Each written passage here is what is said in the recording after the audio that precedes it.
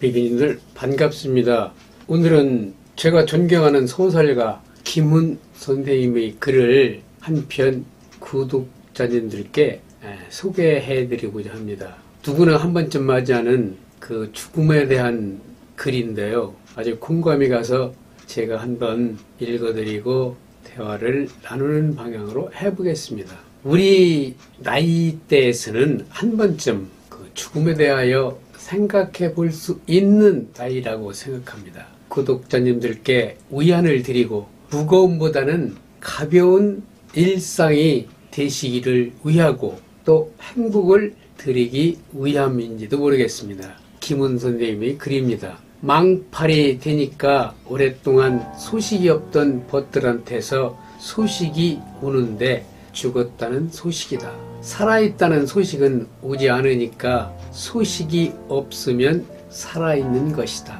지난달에도 형벌되는 벗이 죽어서 장사를 치르느라고 화장장에 갔었다. 화장장 정문에서부터 연구차와 버스들이 빌려 있었다. 관이 전구회로 속으로 내려가면 고인의 이름 밑에 소각중이라는 문자들이 켜지고 40분쯤 지나니까 소각 완료, 또 10분쯤 지나니까 냉각중이라는 글자가 켜졌다. 10년쯤 전에는 소각에서 냉각까지 100분 정도 걸렸었는데 이제는 50분으로 줄었다. 기술이 크게 진보했고 의전을 관리하는 절차도 세련되었다. 냉각 완료되면 흰 뼈가루가 줄줄이 컨베이어 벨트에서 실려서 나오는데 성인 한 사람 분량이 1대 반 정도였다. 직원이 뼈가루를 봉투에 담아서 유족들에게 하나씩 나눠주었다. 유족들은 미리 준비한 옹기에 뼈가루를 담아서 목에 걸고 돌아갔다. 원통하게 비명 횡사한 경우 아니면 요즘에는 유족들은 별로 울지 않는다. 부모를 따라서 화장장에 온 청소년들은 대기실에 모여서 아이스크림을 먹고 스마트폰으로 게임을 하고 있었다. 제 입으로 우리는 호상입니다 라며 문상객들을 맞는 상주도 있었다. 그날 3살 난 아기도 소각되었다. 종이로 만든 작은 관이 내려갈 때 젊은 엄마는 돌아서서 울었다. 아기의 뼈가루는 서너 곱쯤 되었을 터이다. 뼈가루를 흰 분말에 흐린 기운이 스며서 안개 색깔이었다. 입자가 고와서 먼지처럼 보였다.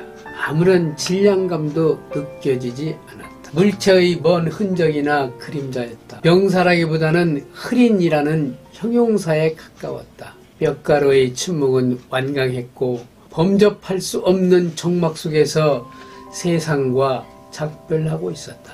금방 있던 사람이 금방 없어졌는데 뼈가루는 남은 사람들의 슬픔이나 애도와는 사소한 관련도 없었고 이 어느 도단은 인간 생명의 종말로서 합당하고 편안해 보였다. 죽으면 말길이 끊어져서 죽은 자는 산 자에게 죽음의 내용을 전할 수 없고 죽은 자는 죽었기 때문에 죽음을 인지할 수 없다. 인간은 그저 죽을 뿐 죽음을 경험할 수는 없다. 화장장에 다녀온 날 저녁마다 삶의 무거움과 죽음의 가벼움을 생각했다. 죽음이 저토록 가벼움으로 나는 남은 삶의 하중을 버텨낼 수 있다. 뼈가루가 1대 반은 인간 육체의 마지막 잔해로서 많지도 적지도 않고 적당해 보였다. 죽음은 날이 저물고 비가 오고 바람이 부는 것과 같은 자연 현상으로 애도할 만한 사태가 아니었다. 뼈가루를 들여다보니까 일상생활 하듯이 세수를 하고 면도를 하듯이 그렇게 가볍게 죽어야겠구나 라는 생각이 들었다. 돈 들이지 말고 죽자. 건강보험 재정 축내지 말고 죽자. 주변 사람을 힘들게 하지 말고 가자. 질척거리지 말고 가자. 지저분한 것들을 남기지 말고 가자. 빌려온 것 있으면 다 갚고 가자. 남은 것 있으면 다 주고 가자. 입던 옷 깨끗이 빨아입고 가자. 관은 중저가가 좋겠지. 가면서 사람 불러 모으지 말자. 빈소에서는 고스톱을 그만두고 미리 말해두자. 가볍게 죽기 위해서는 미리 정리해 놓을 일이 있다. 내 작업실의 서랍과 수납장, 책장을 들여다보았더니 지금까지 지니고 있었던 것의 거의 전부가 쓰레기였다. 이 쓰레기 더미 속에서 한 생애가 지나갔다. 똥을 백자 항아리에 담아서 냉장고에 넣어둔 꼴이었다. 나는 매일 조금씩 표가 안 나게 이 쓰레기들을 떼다 버린다. 드나들 때마다 조금씩 쇼핑백에 넣어서 끌어낸다. 나는 이제 높은 산에 오르지 못한다. 등산 장비 중에서 쓸만한 것들은 모두 젊은이들에게 나누어주고 나머지는 버렸다. 이 가벼움으로 삶의 무거움을 버텨낼 수 있다. 결국은 가볍다. 나는 행복한 사람이다. 라는 것까지 있고요. 마지막 결론은 결국 존재의 가벼움을 느끼며 살아야 한다는 말로 정리될 수 있었습니다. 비비님들, 이젠 우리는 법정 스님께서도 이런 어록 하나를 남기셨지요. 하나만 간단히 소개하고 마치려 합니다.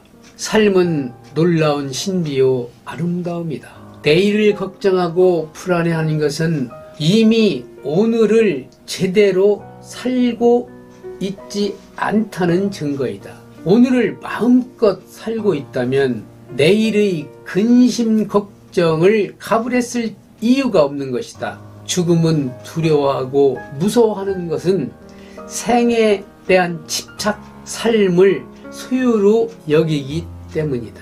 생에 대한 집착과 소유의 관념에서 놓여날 수 있다면 엄연한 우주 질서 앞에 조금도 두려워할 것이 없다.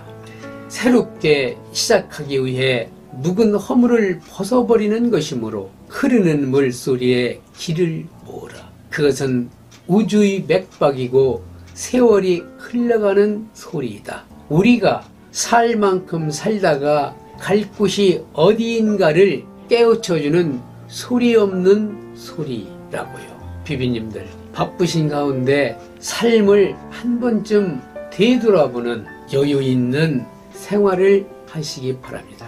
저 또한 그렇게 하겠습니다. 감사합니다. 다음 영상에서 또 찾아뵙겠습니다. 안녕히 계세요. 네.